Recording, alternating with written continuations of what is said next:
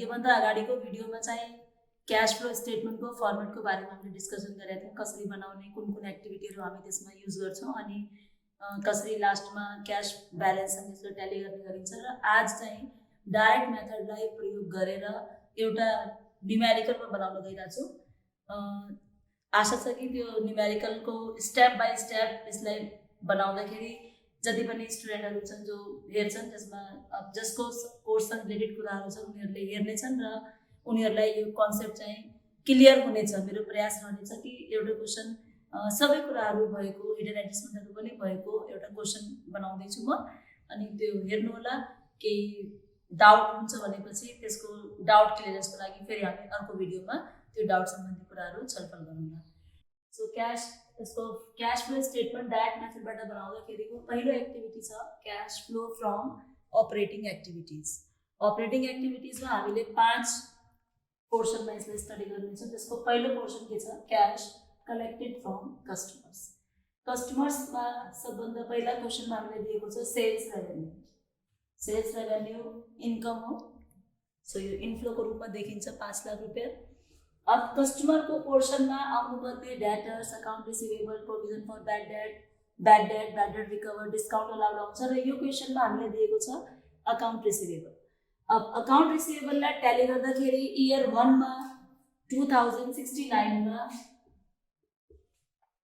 in 2069 96,000 AR is given and in 2017 74,000 AR is given. So there is variation about ₹22,000 and AR is decreased by 22,000. It means we recover the amount from our debtors. Recover bhaneko that is inflow. Inflow means it is shown with the way of addition. In decrease in AR 22,000 and 5,22,000 is our collection from the customers. Cash paid to suppliers. इसको लागि at first we have to calculate the cost of goods sold. Cost of goods sold को लागि हामीसँग formula छ opening stuck plus purchase minus closing stuck. Opening stock we have 1 lakh rupees, purchase is 1,50,000 and closing stock we have 50,000. So in total we have cost of goods sold is 2 lakh. It is written here and it is the COGS cost, so it is shown in the brackets.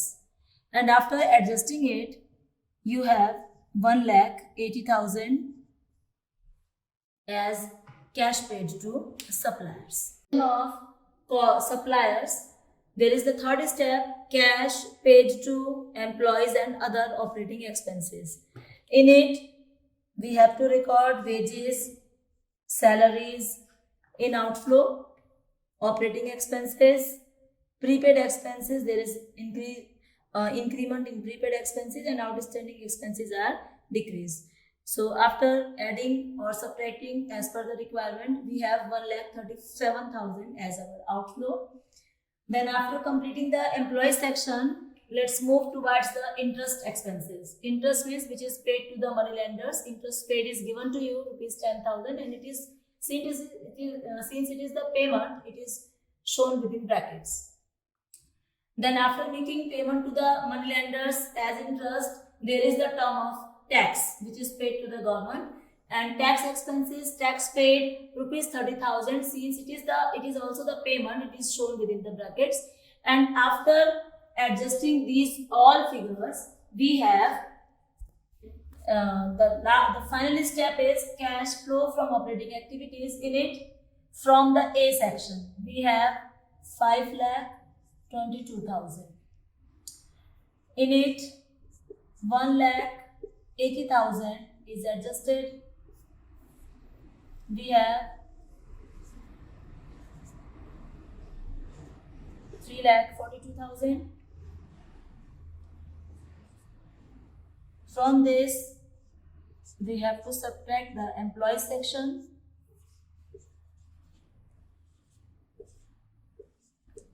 And out of this amount,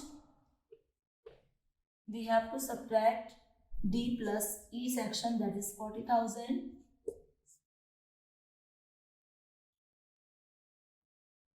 And we have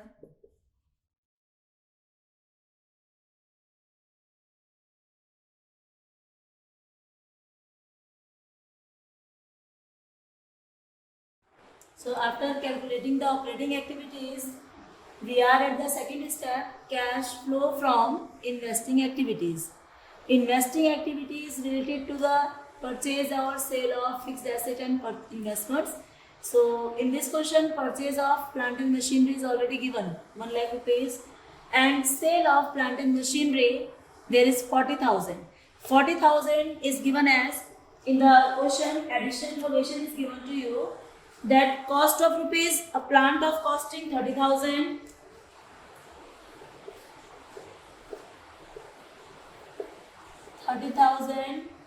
on which accumulated depreciation is charged 10,000. So after subtracting the accumulated depreciation, we have 20,000 book value, and this book value plant has been sold at a profit of rupees 20,000. So here is the sales price of plant will be 40,000. That is written here, sale of plant and machinery 40,000. Then after purchase of investment is given 50,000, and after adding and subtracting the figures, we have cash flow from investing activities 1 lakh plus 50,000 minus 40,000, 1 lakh 10,000 as the outflow. And the third step is in the cash flow statement. Here is the third step, cash flow from financing activity. Financing means, as usual, we know that financing means which is related with the finance, which is related with the money. So in it, we have to focus over the shares, debentures, and loan, dividend payment, bank OD, whatever is taken or paid out. There is issue of shares, that is inflow. In the question, there is the increment is given. There is increment in share premium is given, which shows the inflow of money. And debentures, the borrowed capital on which 10% interest is paid and it is repaid with the premium. 50,000 is our principal amount and 10,000 is premium amount is paid. So it shows the 60,000 as outflow. Then dividend paid is given 1 lakh, and there is increment in the bank overdraft. We took loan from the bank in the name of bank overdraft and it is increased. Increase means there is the increment in the addition of bank overdraft, which shows the inflow. And after adjusting these all figures, we have cash flow from financing activities, that is 35,000 in the negative figure. Okay, now at the end, we are at the end of the cash flow statement. We calculate the operating activity, investing activity, and financing activity. The last and the final step is to calculate the total cash flow. That is the summation of activity number 1, operating activity, activity number 2, that is our investing activity, and operating number 3, that is our financing activity. So after adjusting these three figures, 1,65,000, 1,10,000, and 35,000, we have 20,000 in total. And in the 20,000, there is the addition. We have to add opening balance of cash, which is already given into the balance sheet. Opening balance of cash. The last year balance is taken as opening balance of cash. And in this question, 30,000 is given as the opening balance of cash. And after adding opening balance in the total cash flow, we have 50,000. And this 50,000 must be equal to the closing balance of cash. And with the given question, you can tally the answer. It is equal to the given closing balance. And here is the solution of this question. By using the direct method, by calculating the operating activities, investing activities, and financing activities, you have to calculate the total cash flow, that is cash and equivalent to cash, and in the cash balance, in the total cash flow, you have to make addition of opening balance of cash, and after adding the opening balance of cash, the result should be equal to the given closing balance. That is your answer.